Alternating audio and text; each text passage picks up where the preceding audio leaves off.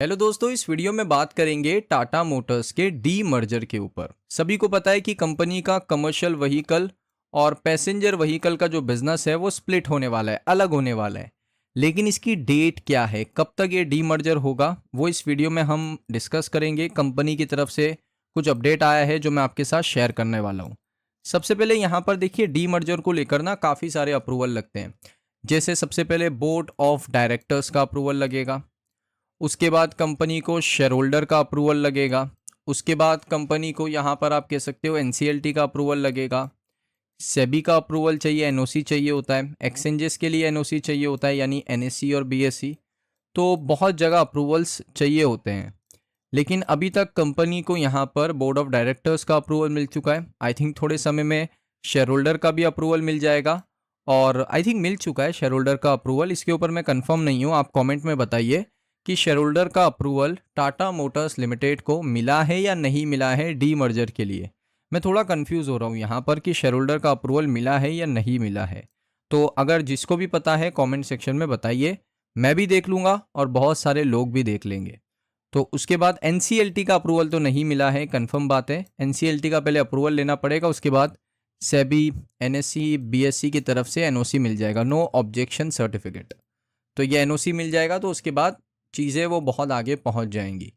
सो यहाँ पर आप देख सकते हो टाटा मोटर्स का डी मर्जर, एनसीएलटी ने डिसीजन को रिजर्व किया है। 8 अगस्त को कंपनी का आप कह सकते हो कंपनी ने इन्फॉर्म किया था कि एनसीएलटी का एक यहाँ पर आप कह सकते हो मीटिंग होने वाला है इस पूरे मामले को लेकर। लेकिन एनसीएलटी ने उस मीटिंग के अंदर यही फाइनल वर्डिक्ट दिया है कि उन्होंने डिसीजन को रिजर्व किया है। ना अभी तक कोई हामी भरी है ना किया है। तो कंपनी का जो टारगेट है कि अपना डी मर्जर कंप्लीट करने का 1 अक्टूबर का है। 1 अक्टूबर तक कंपनी होप कर रही है कि वो अपने डी मर्जर को कंप्लीट कर लेगी। देखिए यहाँ पर सिंपल उन्होंने कहा कि टाटा मोटर होप कर रहा है कि कंप्लीट हो जाए उनका डी मर्जर उनके कमर्शियल व्हीकल बिजनेस का 1 अक्टूबर तक। उन्होंने एक्सचेंज फाइलिंग के अंदर बताया। Q1 के रिजल्ट भी आपने देखे होंगे। कंपनी का जो फाइनल हियरिंग था इस डी मर्जर को लेकर वो कंक्लूड किया गया एनसीएलटी के द्वारा ऑन अगस्त 8। और अभी कहा है कि ये ऑर्डर है ये बिल्कुल रिजर्व है। यानी जो आपने हमें थोड़ा सा यहाँ पर सवाल पूछे थे, आपने हमसे थोड़ा परमिशन मांगी थी, वो अभी हमने थोड़ा रिजर्व करके रखा है। मोस्ट प्रोबेबिलिटी यही है कि एनसीएलटी भी हरी झंडी दिखा सकता है, क्वेश्चन मार्क है, लेकिन मोस्ट प्रोबेबिलिटी यही है कि हरी झंडी मिल सकती है। उसके बाद जो ग्रुप के चीफ फाइनेंशियल ऑफिसर है टाटा मोटर्स के, उन्होंने एक स्टेटमेंट में कहा कि अपकमिंग डी मर्जर जो है वो अक्टूबर में हो सकता है। हमारा फोकस यही है कि हम सेकेंड हाफ जो है, अभी जो साल का सेकेंड हाफ बचा है, उसमें अच्छा परफॉर्म करे। जो कंपनी के रिजल्ट आए ना वो चौंकाने वाले, मैं आपको दिखा देता हूँ। यहाँ पर आप देखोगे क्वार्टर्स पे मैं आपको लेकर आता हूँ। जून में आप देखिए कंपनी का जो रेवेन्यू है ना वही चीज़ खराब हो चुकी है। 1,04,000 करोड़, पिछली बार 1,19,000 करोड़, पिछले साल सेम क्वार्टर 1,07,000 करोड़। ये करोड़ में है दोस्तों, आई थिंक। हाँ, ये सारा जो अमाउंट है वो करोड़ में है।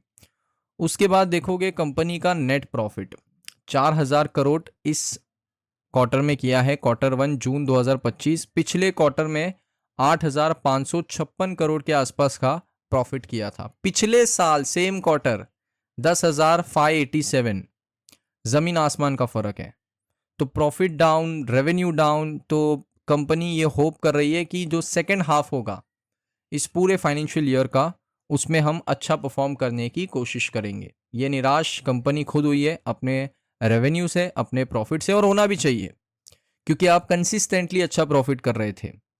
आपने 10,000 किया, आपने फिर 3400 पे आ गए, आप फिर बढ़ाया अपने प्रॉफिट को 5,400, फिर आप 8,500 करोड़ पे आ गए। तो एक एवरेज मेंटेन अगर कंपनी करके चलेगी कि 8,500 करोड़, 9,000 करोड़, तो फाइनेंशियल के अंदर ना एक स्टेबिलिटी दिखती है इन्वेस्टर्स को।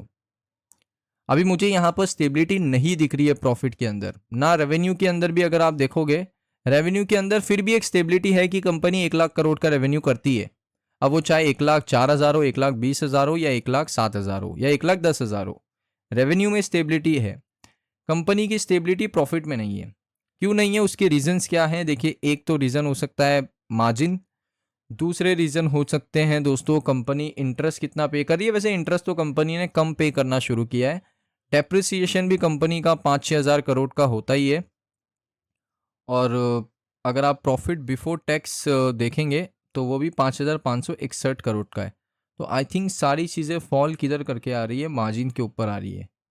क्योंकि कंपनी पहले अगर आप देखोगे ना 14%, 14%, सिर्फ 10%, तो ये जो 4% है ना, ये पूरा हाफ ऑफ द प्रॉफिट लेके चला गया। 4%। और रेवेन्यू भी थोड़ा कम हुआ है, ऐसा नहीं है कि रेवेन्यू कम नहीं हुआ, रेवेन्यू भी कम हुआ है। 1,04,000 था पिछली बार, 1,19,000 था, उससे पहले 1,07,000 था।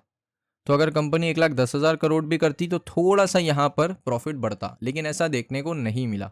बैलेंस शीट भी अगर हम देखें, रिजर्व कंपनी के अच्छे खासे हैं, 1,15,000 करोड़। बोरोइंग भी जो है कंपनी की वो भी अच्छी खासी है, लेकिन वो लगातार कम हो रही है। ये चीज़ अच्छी है कि कंपनी का जो डेट है वो लगातार कम हो रहा है। उसके बाद कंपनी का अगर आप एसेट देखोगे या इन्वेस्टमेंट देखोगे, तो मैं आपको बता देता हूँ कंपनी का जो इन्वेस्टमेंट है वो कितना है। इन्वेस्टमेंट कंपनी ने लगभग 35,656 करोड़ किया है, और एसेट है कंपनी के पास 1,60,814 करोड़ के आसपास। सो अभी तक के लिए दोस्तों यही अपडेट है कि कंपनी कोशिश कर रही है, होप कर रही है कि उसका जो डी मर्जर है, जो उसका डी मर्जर कंप्लीट हो जाए वो अक्टूबर में हो जाए, अक्टूबर की 1 तारीख तक हो जाए। लेकिन इसके ऊपर कोई कंफर्मेशन नहीं है, आगे पीछे टाइम हो सकता है, अप्रूवल लेने में समय लगता है। तो अक्टूबर एक क्वेश्चन मार्क के साथ मैंने आपको बताया, कंफर्मेशन डेट कोई भी नहीं है। सो दोस्तों ये वीडियो आपको कैसा लगा कमेंट सेक्शन में बताइए। अगर आपको वीडियो अच्छा लगा वीडियो को लाइक करें। मिलता हूं मैं आप सभी लोगों को नेक्स्ट वीडियो के अंदर।